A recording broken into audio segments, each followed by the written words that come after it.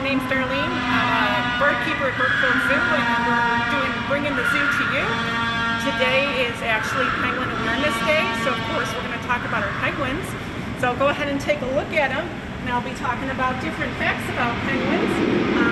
Penguins come in a variety of sizes. They come from as small as 12 inches, which are the little blues, or they're also called fairy penguins from New Zealand. There's also get as large as the emperor penguins, and they're close to 4 feet tall, and they weigh about 88 pounds. There's about 17 species of penguins found throughout the world. Penguins are only found in the wild from the equator south. The most northern penguin species you can find is called the Galapagos penguin. The most southern would be your emperor penguin. Some misconceptions about penguins in general is everyone associates penguins with icy cold snow, and there's only 5 species of those penguins that come from a cold snowy climate out of those 17 penguins. You can actually find penguins in the icy cold climate as well as forest, and as well as our Humboldt penguins here. They come from a coastal desert. So they can take extreme temperatures depending on the species of the penguins themselves. They can take temperatures as high as 90 degrees and as low as over 60 below zero. Again, depending on the penguins we're talking about. Now, penguins have interesting terms and names. A group of penguins, just like you see here, is called a colony. You can also call it a rookery, or actually, you can also call a group of penguins a wattle when they're on land. When they're in water, they're called a raft. So when you see a group of penguins, it's called a raft. Now, penguins share one common thing with the 17 species. Out of all the places they come in the world, they live by an ocean. And one of the reasons for that is their food. So they all pretty much eat similar foods. It might be different types of fish depending on what part of the world they come from. And we might have a visitor here in a minute who wants to kind of get a little bit close. They're excited. They haven't seen people in a long time other than us keepers. So there's a couple of us here right now, so they want to come out and play. But back to what I was talking about, penguins eat fish, they eat krill, and they also eat crustaceans. Now, as you look at our penguins here, you'll notice that they have a band on their flippers. Those are ID bands that we give them so we can tell them apart. And we'll get into that a little bit later as they come around to us. Now, penguins in general, when they mate and nest, most penguins can lay 2 eggs per clutch. And a clutch size basically means the amount of eggs that they lay at a certain time. They usually lay those eggs about a day or 2 apart. There's only 2 species of penguins that only lay 1 egg at a time, and that's your emperors and kings. Most likely because they cannot let that egg get cold, because they're going to balance that egg on their feet. They cannot let it touch the ground. Your warmer climate penguins can lay 2 eggs, and since they lay in multiple different areas, they can have those 2 eggs and nest. Most penguins are considered monogamous, which basically means that they pair for life and take turns actually incubating the egg. There's only one species that does not take turns incubating that egg, and that's the emperor penguin. The emperor penguin, which again is the largest penguin, the female lays the egg and she transfers it to the male. The male will be incubating that egg for over 2 months. He does not even go out to eat. While the female goes out to get food, she will return with food, and when that chick is about time to hatch, she will then take over and start feeding that chick. Now, most other penguins, both male and female, take turns incubating that egg and also take turns feeding that chick. So most of them get involved with that in general. Now, there has been recently found a few years ago a fossil remains of a large penguin. It's called a giant penguin. And penguin fossil remains have been found over 60 million years ago. There's penguins walking on the earth. And the penguin remains that they found, they estimated that penguin, since it was a giant penguin, to be the average size of a human being. So that penguin was estimated to be about 5 feet, 3 inches tall. and weigh 150 to 180 pounds. So that's a pretty good sized penguin. Now our penguins here, our Humboldt penguins, they're about the size of your knee, so about a good 14 inches. And they weigh in sizes about 7 to 13 pounds. So you can only imagine the size of that penguin itself. Now, penguins that we have here are called Humboldt penguins. And our Humboldt penguins live on the west coast of South America, along the Chile-Peru coastal shore. Now, we talked a little bit about penguins in general. What's interesting about Humboldt penguins is they come from a coastal desert. So they can take some pretty extreme heat. Now, if you look closely to them, you'll notice they do have some bare spots on their face, as well as their feet. And that bare spots around their face, meaning they don't really have the feathers that go really thick, it helps them cool themselves down when they're in the heat. But a reason why they can live in that environment too is the Humboldt current, which is where they get their name from. The Humboldt current is a cold water current, so it usually ranges into the 50s so they can cool themselves down.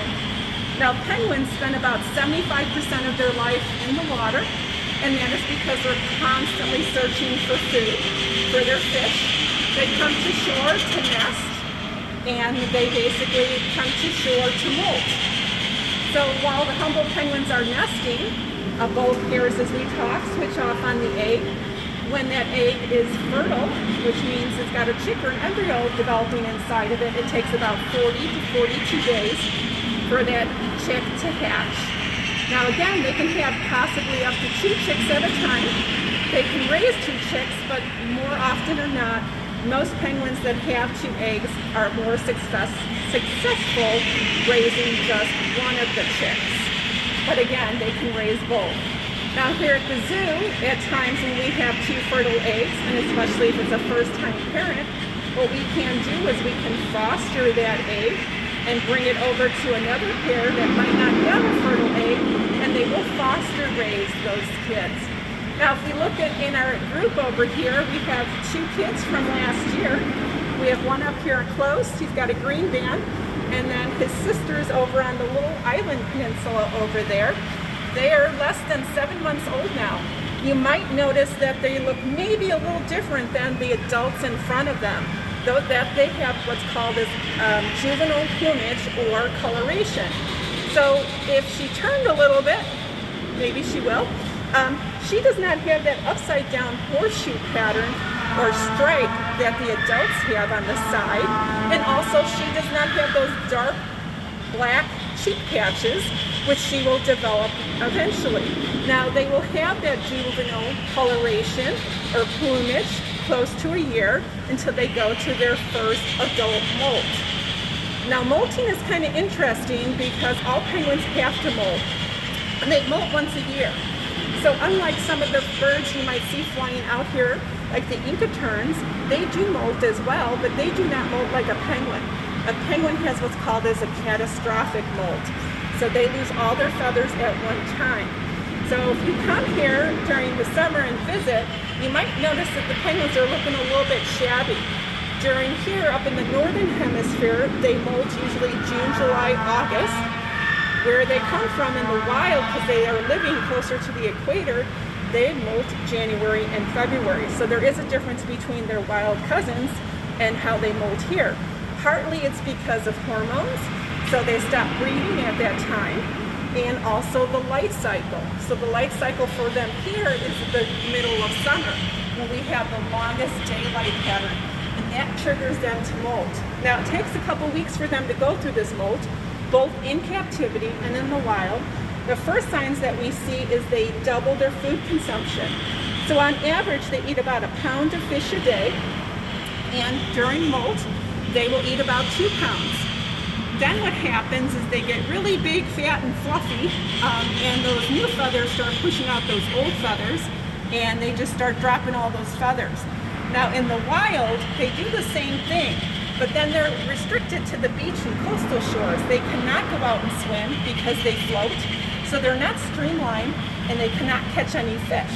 So they will fatten up and then stay about 2 weeks again on the shore, and go through their molt. It's very important for them to molt. They have to replace all their feathers every year because it keeps them warm and insulated, keeps them streamlined so they can swim really quick to capture their food. Now, if you look closely at the penguins, they also have other things we can talk about. Obviously, they have a beak. If you were to open up that beak and look inside, they have a tongue, but their tongue is very interesting. Their tongue actually has barbs on it. So when they're capturing those fish in the water, they can grab onto that slippery fish, and the best way penguins like to eat is they like to take that fish and go head first and swallow them whole. I can throw some fish in the water right now for us. They're hungry enough.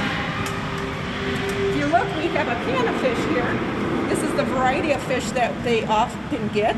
The top is capelin, the middle next one down is marine smelt. Then we have lake smelt and silver sides. I'm going to throw some silver sides in currently right now, and we'll see if they want to go in and have some food.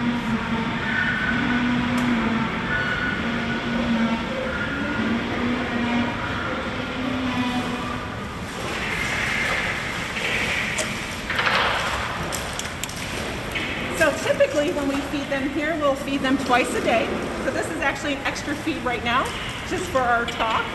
And we feed them by hand, and we also feed them exactly what we're doing now. As you can see, there's incoterms coming down. They're getting excited over the fish as well, because they eat fish. And the penguins, once a week, we offer them live fish. And believe it or not, those live fish don't hang around very long. They're gone within a minute. So they do get some kind of enrichment in that regards.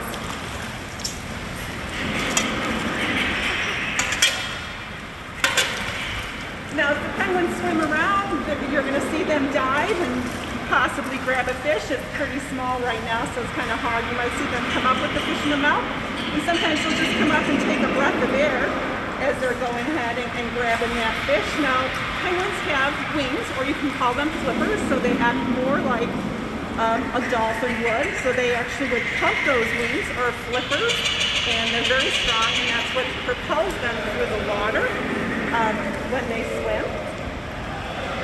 They can dive, they can hold their breath for several minutes, depending on the penguin.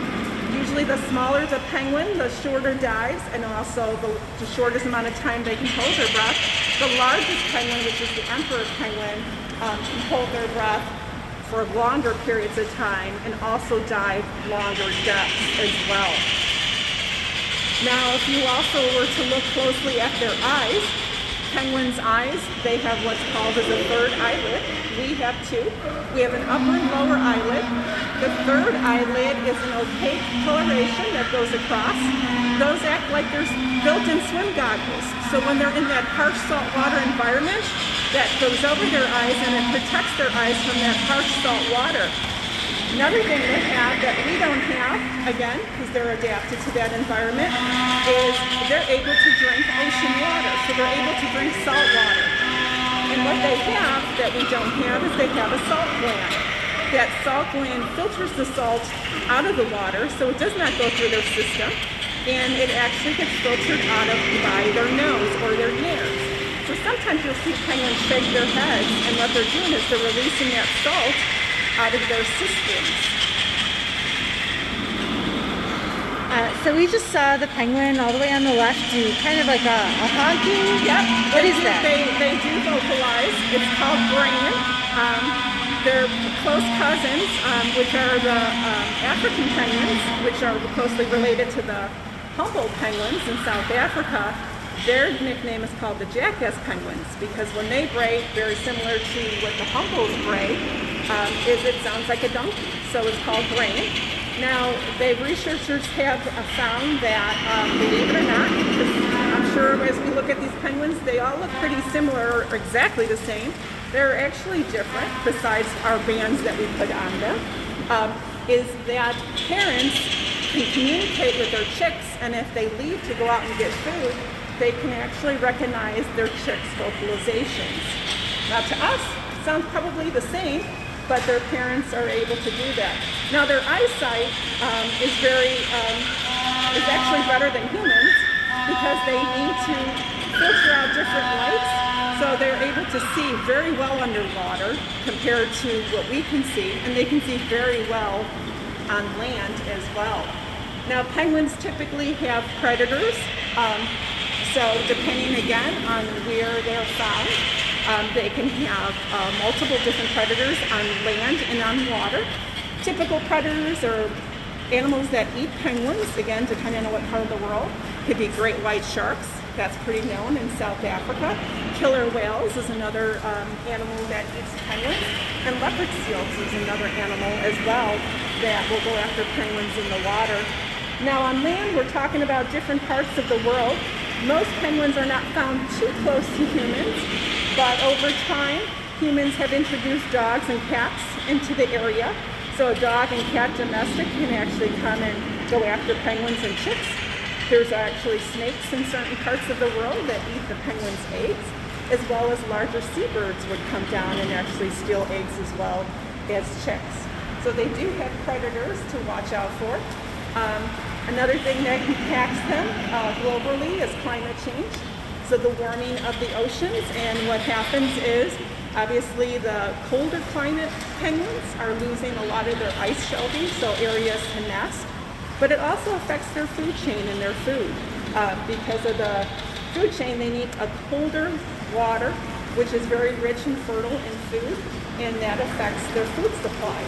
Humans also impact what penguin areas are by overfishing. Penguins sometimes, like Humboldt's here, get caught in fishing nets. Another thing that impacts Humboldt penguins that we see here is the guano harvest. People down there found out that penguins who nest in guano is bird droppings, and as gross as it might sound, it isn't. It dries up pretty fast, so it's the consistency of sand and gets pretty hard. If you look at this exhibit, it actually depicts what the cliffs look like and the layers of guano that is found in that area. So the penguins will actually nest into that guano, and over time, in about the 1800s, the people down there found out that guano is very high in nutrients for fertilizer and can sell it as a natural fertilizer. What they didn't think of or realize at the time as they went to harvest this crop was they did it all the time. So it impacted the nesting areas of the penguins as well as the other birds that produce this guano. And it dropped the penguin and also bird population down because they disrupted their nesting. Now through government and learning and educating them, they now harvest guano at certain times of the year, so it doesn't impact the nesting time for the penguins. They usually do it when the penguins are molting. So they're able to do it in a safe way and also give time for those birds that produce the guano to produce that again. We'll be wrapping up if anyone has any questions. Yes. What is the purpose of the braying? The purpose of the Braying. braying. It's a way for them to communicate. They'll bray to call their mate. They might bray to call their chicks. It's just a way of communication. Can you tell us what the other birds in this building are? I or sure this can, even though area? it's Penguin Awareness Day. We have two other birds that live in this habitat in the exhibit, and these are Inca terns. There's some younger ones on the rock here, and you notice they also have a different coloration. Those were hatched last year. Those are juvenile Inca terns. Next to that pylon there's a couple adults you can kind of see, and they have a nice white mustache and a red beak and red feet. So the juveniles will stay that particular color, a little drab or grayer, and they don't have their red beak and red feet for about 2 or 3 years. And that's their adult plumage, and they're ready to breed in that time. We do have gray gulls in here, and I'm not sure if I can pick one out. There might be one way up on the top there. You can see its head. Both of these species of birds inhabit the same area as the Humboldt penguins and also produce just as much guano as the penguins do. They eat the same diet as well, as which is fish. How can you tell males and females apart aside from the bands? Oh, well, it's very hard. There is no color difference. There is a slight size or weight difference. Females are typically smaller than males, but we do cheat. After they hatch and they fledge, which we didn't talk much about fledge, which for a Humboldt penguin is about 75 days. We would take a little blood sample from them. We send that out to a genetic lab, and believe it or not, they tell us who's a boy and who's a girl. Once we know who's a boy and who's a girl, we put bands on them. They just act like little bracelets on their flippers. It does not hurt them in any way. And we band our males on the right and our females on the left. So if you come and visit us again when we open, you can then tell your friend, you can tell the males and females apart by that secret. Let's do one more. How's Pepe doing? Pepe's doing fine. He should be out here somewhere with his blue band. He's doing really well. I think a lot of the penguins that do the penguin encounter are missing everyone. So hopefully we can open soon and they can come and visit you because they get lonely. But he's doing well. And that's pretty much it. And again, thank you for coming to our Penguin Awareness Day chat. There's so much about penguins that you can check online. You can also look up books. There's factual books to little kids' books to lots of movies to watch. Thanks again.